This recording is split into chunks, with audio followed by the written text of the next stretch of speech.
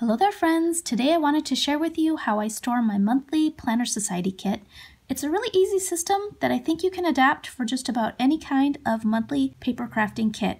So if you want to see how I store and organize my kit, be sure to stay tuned! So I've been purchasing the Planner Society kit from Scarlet Lime for about 8 to 9 months now.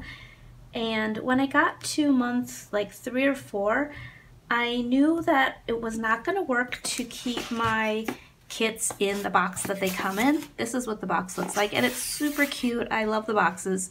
I still have most of the boxes. I'm not sure if I'm going to be able to repurpose them and maybe use them for some other kind of storage, but I don't have shelving space. I don't have like a craft room, so I didn't think that keeping it in the box, it was just not going to work for me. So I needed to come up with another solution. And I decided that I really needed something that would fit in my Raskog cart from IKEA, since that's what I use to primarily store most of the items that I use most frequently. It's super convenient if I want to just roll it out of the closet into the bedroom if I'm working there, or into the kind of dining area, kitchen area, into the living room. It's really handy just to have that cart and be able to just kind of roll it around the house wherever I want to work.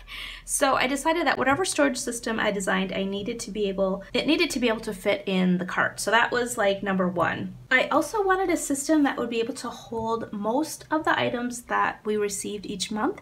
If you get any of the different kind of paper crafting kits, you know, sometimes you get like washi tape and pens, and I know in Planner Society we get some cute little like pencil pouches. So I didn't expect that my system would be able to store all those items, but at least I thought if I could fit all of the flat items, that would be good, because usually I love to like work with the paper and the stickers and that kind of thing. So what I was primarily concerned about was something that would be easy to reference, and easy to find, kind of like the stickers and paper and post-its, kind of like all those little flat items. I thought if I could find a system that would store all those really easily and I could get to them, then, you know, I can put sort of my washi tape with the rest of my washi tape and my pens with my pens and that kind of thing. So let me show you what I came up with. I decided to use a binder system, and this has been working really well for me. I will show you that I am actually on binder number 2. This was my first binder, and I purchased this at, I think it was the California Dollar Store, and it was just a regular 3-ring binder. It has pockets in the front and back, and it's been working perfectly. In fact, I think I got about 6 months or so in this, and it's starting to fill up, so I did purchase this 3-ring binder, and this was on Amazon, so it is a little bit different. The way it opens, it kind of opens flat like this, but I think either type of binder will work. Also, these are the circle rings, but some of them are a D-ring binder, and I think you might actually be able to fill those with more months, but I couldn't find one of those when I was shopping. Before I show you the products of what I use inside the binder, let me show you where I got this paper on top. I fell in love with this paper that I saw at Joann's, and I just thought it was so cute because I love to read, I love books, but I also thought that some of these books look like kind of like little journals and traveler's notebooks, and I just thought that this would be the perfect type of paper to use on my binder, just to decorate it and make it look really cute. And I loved all the bright colors. I thought they were so pretty. So this is the paper I use. It is by American Crafts. This is the SKU number, if you want to look at that. This was just paper that was in their open sheet section. So sometimes, you know, they'll have like, I don't know, 5 for $1 or 8 for $2. I'm not sure, some of the different deals that they have. But I got this on one of those sales, and I thought it was so cute, so I did get a few sheets of it. At the most recent time that I was in Joann's, they did still have this paper. And so I think if you're really interested, you'd have a great shot at picking some up yourself. So I'll show you the different products that I use in my binder, in my storage binder, and then we'll put my new kit away. So when my kit first arrives, for the first month, I do just kind of leave it in the box, and I work out of the box. So I just kind of, you know, take things out when I'm working and then just sort of dump them all back in. And then when I see that my new kit is on the way, I put this one in this binder, And then when my new kit comes, I use that one out of the box for the following month. So that's kind of my basic process of how I work. So when I'm putting my kit away, all of the flat pieces get taken out of their packaging. So all of the die cuts, the journaling cards, stickers, everything. And I store those in these pages. These are from Recollections, and they're actually photo album refills. I've also seen these at Target, and it's possible that you could also find them maybe at like a Walmart or even on Amazon. I got these on clearance for $2.99. They were $10, and you get 30 sheets. And I'll show you kind of what they look like. This one is already open.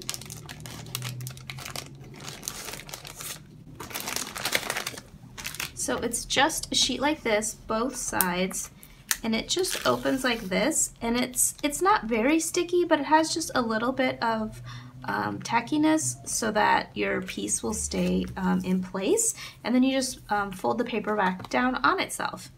So that's how I store all of these pieces. So my die cuts, journaling cards, these are stickers. These are some different pieces that you can use on top of your page, kind of like a bookmark.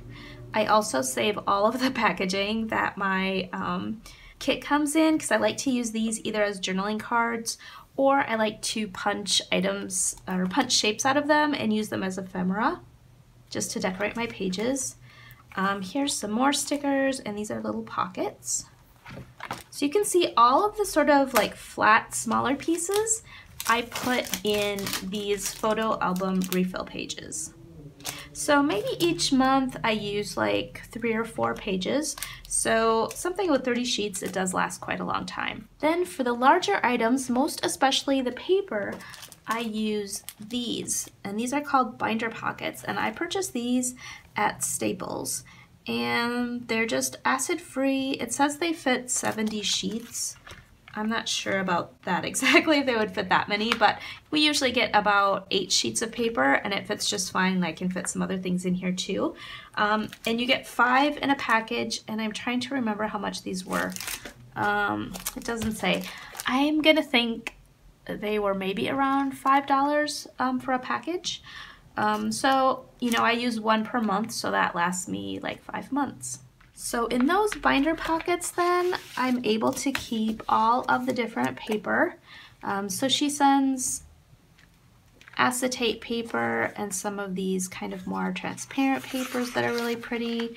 And then we also have double-sided kind of scrapbook or card making paper. So that all fits in here really easily, even after I start using it and it kind of ends up cut up into smaller pieces. It totally fits in this pocket, and I can see exactly what I have really easy by just flipping like this. I also keep all of the little bags that she sends. She keeps like the stickers and other items that we receive in these cute little bags, and I always think they would be cute to use as little pockets. So I keep those in here. And then we also generally receive these little tabs. I keep those in there, and then sometimes we'll either receive post-it notes, or these are little page flags, and I can also put those in there. So even if I'm, you know, making a dashboard where I want some post-it notes, I don't usually use the whole stack. I maybe just take like 5 or 10 off of here, make my little dashboard, and then put them back in here. So this system has been working really well for me by using these album refill pages to kind of hold all the smaller items in place, and then using these binder pockets for the paper and some of the other flat items. This has been working really well for me. Every month now, I'm probably on month 8 or 9. And as you can see, as I use up some of the pieces, I can just sort of condense and then, you know, take an empty page out and use that on another month. But this is working really great for me. I also save the bags that the kit comes in, and those are really easy just to save them in the back of the binder in the pocket. These work great if you want to make planner pockets or even to wrap small gifts. Okay, I'm gonna pop some music on, we'll put my kit away, and then I'll pop back on for a little chat.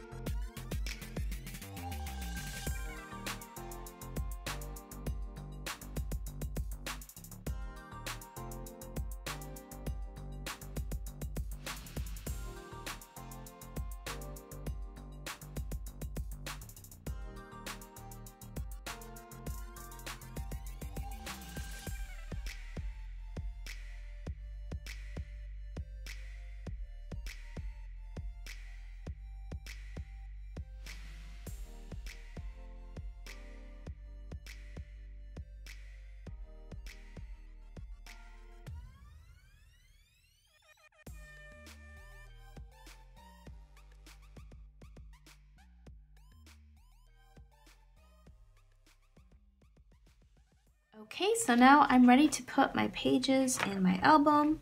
The first one I'll put in is my pocket. And then I have all of these pages here.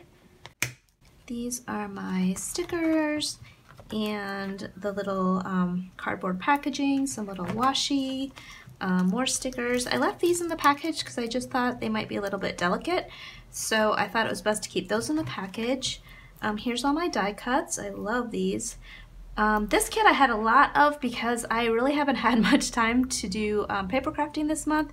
So this kit is pretty much still intact, and I'm looking forward to digging into this over the new year. Here's my pocket. This got really full this month. I also put these little pockets in. I thought they were kind of delicate also, so I wanted to keep those in there, as well as my tabs and Post-its. And then way in the back is where I will put the bag that my kit came in.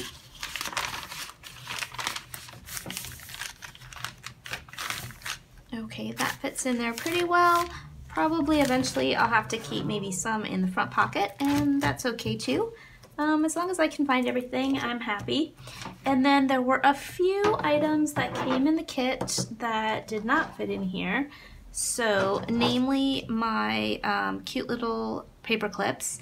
And I have a little box that I keep all of my paper clips in. So those will go in my box. I keep all of these, if I'm not using them, I keep them in a drawer in my dresser that has some other sort of planner extra things. So if I know that I need a little zipper pouch like this, I can just go in there and grab that. My pens go on my planner cart with all my other pens. And then my little stamp will go in my stamp storage binder.